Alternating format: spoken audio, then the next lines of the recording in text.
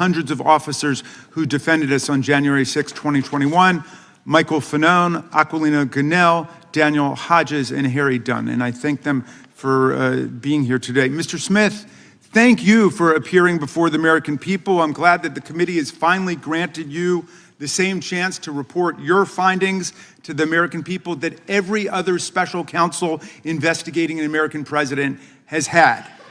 The good chairman started by saying, it's all about the politics. Well, maybe for them, but for us, it's all about the rule of law and who's going to stand by the rule of law and who's going to oppose it. Now, Mr. Smith, you're one of America's great prosecutors. For nearly 3 decades, you worked for justice under both Republicans and Democrats. The Manhattan DA office, where you prosecuted sex crimes and domestic violence cases. The Eastern District of New York, where you prosecuted murderers, rapists, gangbangers, and other violent criminals.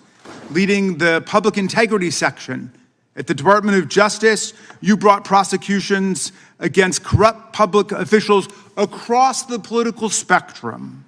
When you went to The Hague as chief prosecutor in the Kosovo trial, you prosecuted war crimes and crimes against humanity perpetrated against thousands of innocent victims.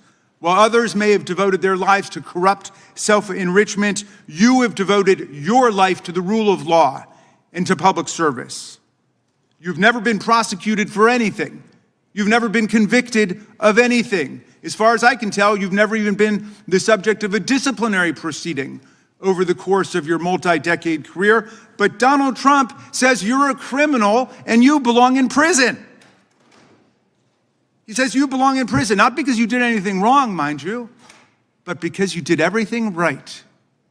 You pursued the facts, you followed the law, you stuck with extreme caution to every rule of professional responsibility.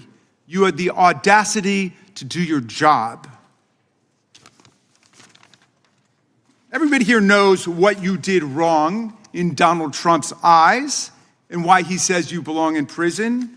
You found, and I quote from your sworn testimony before the committee, you found proof beyond a reasonable doubt that President Trump engaged in a criminal scheme to overturn the results of the 2020 election and to prevent the lawful transfer of power. When asked whether you believe the evidence was enough to obtain a criminal conviction,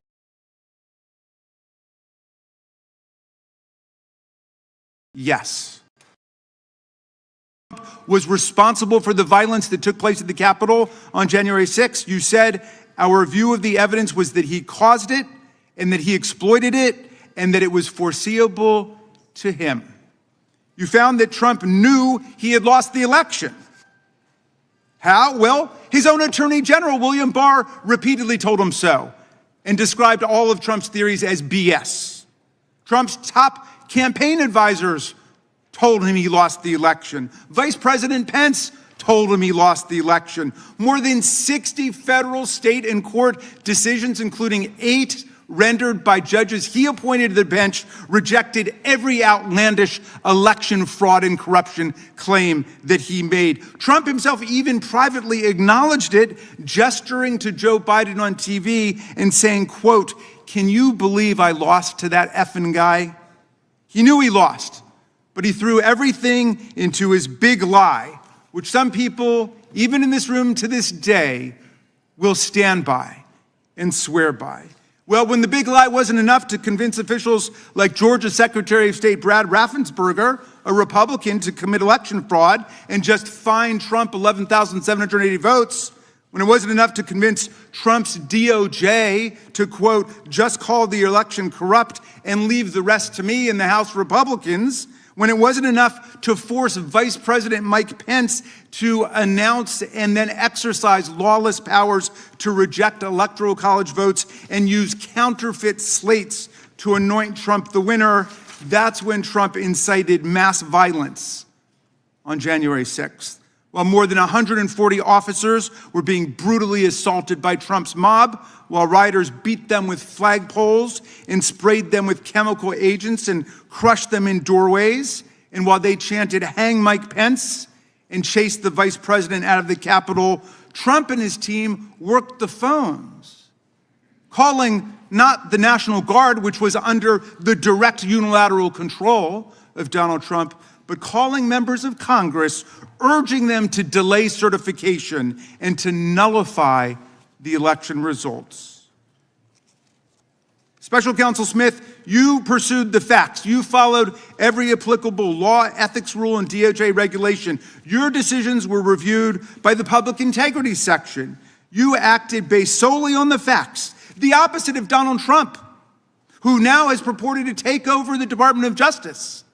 He's in charge of the whole thing under his unitary executive theory, and he acts openly, purely based on political vendetta and motives of personal revenge, and he doesn't deny it.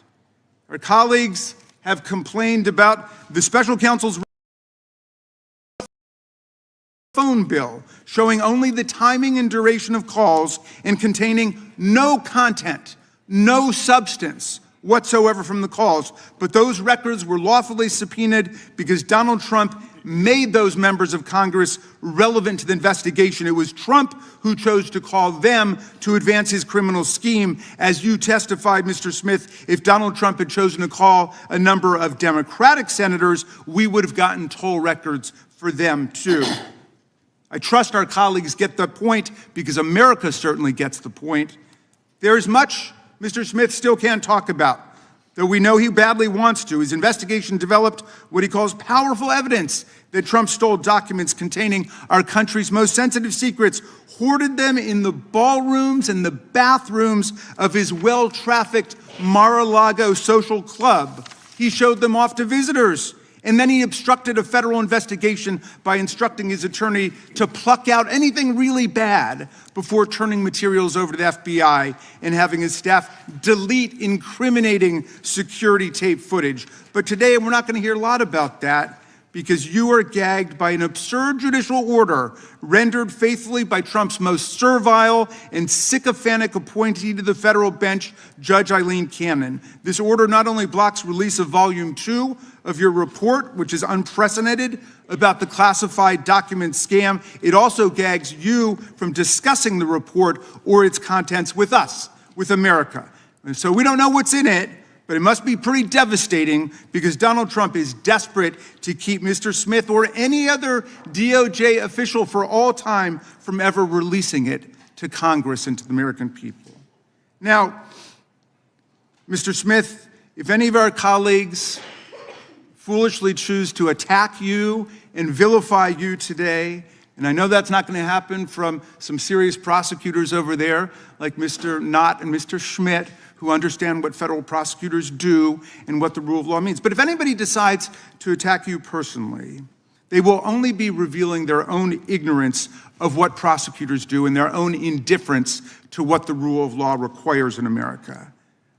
They will only be stroking the wounded ego of a lawless, twice impeached, convicted felon president who not only unleashed a mob against Congress and his own vice president, but is now pardoned and released into our communities hundreds of extremists, insurrectionists, and cop-beating felons who have proceeded to commit dozens more crimes against the American people since they were pardoned. Mr. Smith, I understand you are a long-distance marathon runner. I read that you're a triathlete who's done more than 100 triathlons and 9 Ironman competitions. You are in the fight for justice and the rule of law for the long distance, for the long haul, and I thank you for that. I'll try to follow your example. America looks forward to your testimony today. I yield back to you, Mr. Chairman. The gentleman yields back without objection. All of their opening statements will be included in the record. We will now introduce today's witness. Mr. Jack Smith was appointed as special counsel on November 18, 2022. He served until January 7, 2025. We welcome our witness today.